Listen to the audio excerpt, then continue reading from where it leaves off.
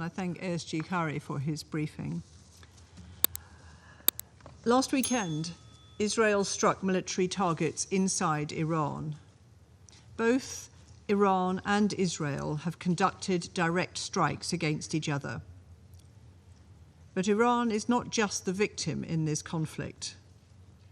Now, however, is the time to stop. Iran should not respond. All sides must exercise restraint. No good can come of pouring more fuel on the flames of this escalating cycle of violence.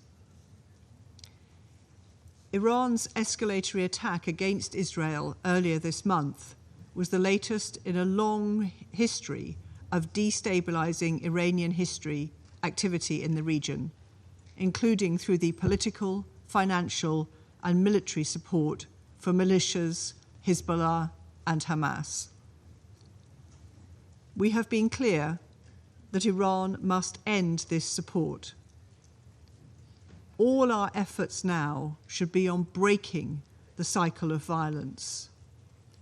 Let me be clear, a regional war is in no one's interest. My Foreign Secretary spoke with his Iranian and Israeli counterparts yesterday, emphasizing the need for de-escalation on both sides. We and our partners have been sending this message clearly and consistently. Only political solutions can restore peace to the region. That's why the UK has consistently called for immediate ceasefires in Lebanon and Gaza. In Lebanon, a political solution consistent with Resolution 1701 is the only way to secure a stable future for those on both sides of the blue line.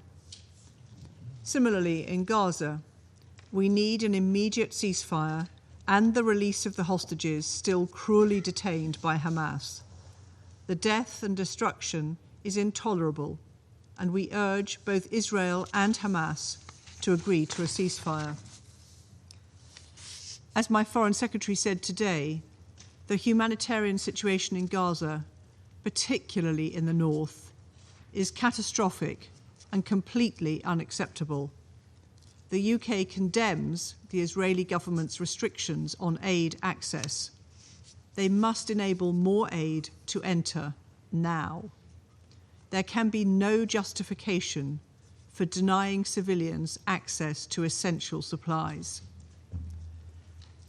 We're also gravely concerned by Israeli Knesset legislation voted on today, which seeks to curtail UNRWA's ability to operate.